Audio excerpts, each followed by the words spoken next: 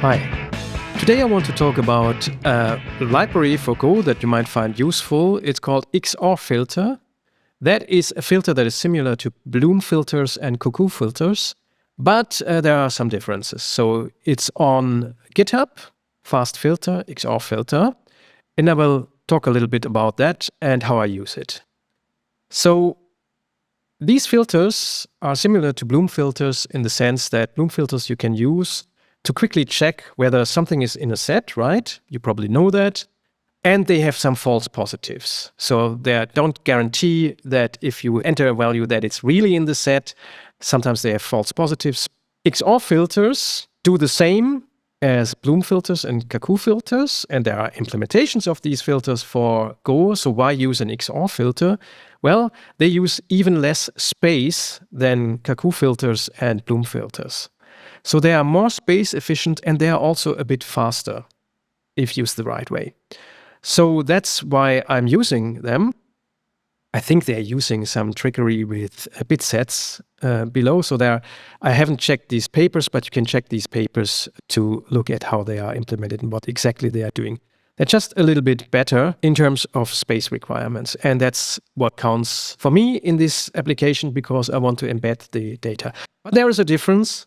Most Bloom filters and most Cuckoo filters are dynamic. You can change them at runtime. In this case, you cannot change the data at runtime. You have to compile it statically and then use the data. And so you have to do that once. You can either do that at program startup, or you can load it and embed it even in the program. And that's what I'm doing. Of course, that makes them more akin to ideal hash functions, but in comparison to ideal hash functions, they are much more space efficient too. So if you can live with the false positive rate, then these are a good way of quickly checking whether something is in a set. Now, the false positive rate for XOR filters in this implementation is 0.4%, which is very low, and that's great. This is just chosen as a value, and what they do is they populate some internal binary structure that is of the size that in the end the filter has the false positive rate of about 0.4%, which is great. So you can have a guaranteed false positive rate. It's not going to skyrocket with some data or something like that. Now, one further limitation of this filter is, however, that it only works with 64-bit integers. You provide a slice of 64-bit unsigned integers, and then you can check whether one of those integers is contained in this. Now, how do you use that with strings, for instance?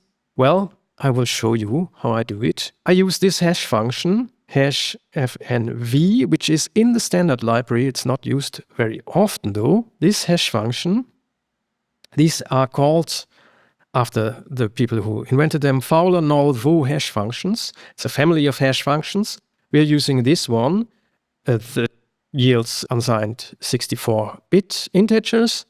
And these are not cryptographically secure hash functions, but they are super fast. And in this case, having a fast hash function with a 64-bit result is what we need. Of course, we don't need cryptographic security with 64 bits. Would normally make no sense because the key space is too small anyway. How do we use it? I have this function here that has an input file and an output file. It opens the input file. It goes through this file line by line. It has this array of unsigned integer values, 64-bit. And then, of course, it goes through each line. It's a line of words. It's a word list. And it trims the space. It ignores empty lines.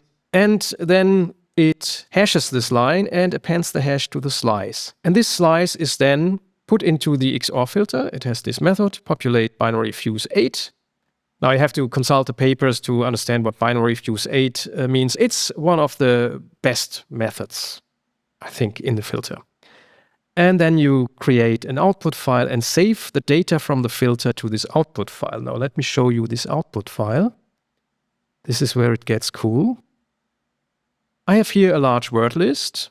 It's not that large in size. Of course, people who crack passwords have, I think, terabyte-sized word lists. So it's crazy what they're using nowadays. But here, it's only 8.6 megabyte. But still, this is the list of the first 1 million most commonly used passwords. So it's 1 million passwords here. Now, the size of the binary data output of the filter is 1.1 megabyte only.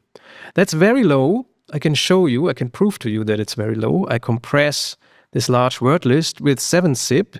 And if we compress this, we get in size 2.9 megabyte, still much higher than the 1.1 megabyte of this filter.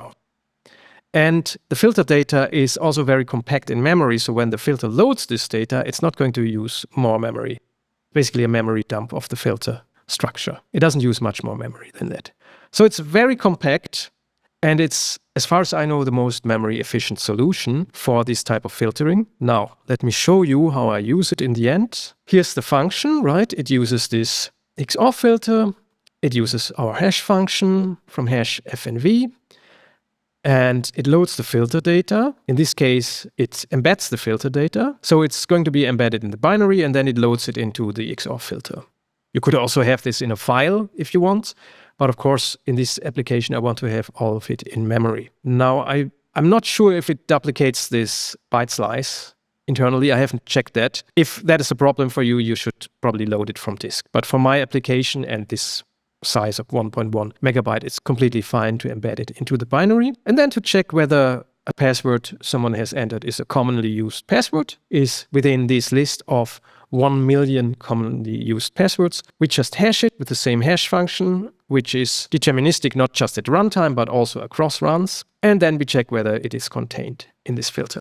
Now, of course, this false positive rate of about 0.4% only applies to the 64-bit integer values that are in this filter. When we hash strings to these integer values, obviously, that's also a lossy transformation. And of course, then the false positive rate should be a bit higher.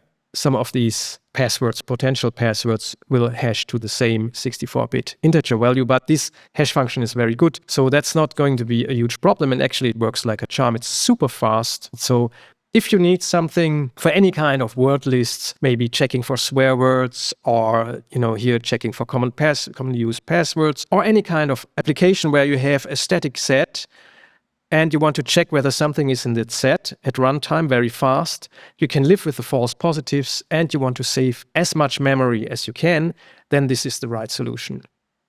It's a good library, and I hope you found this useful. See you another time. Bye.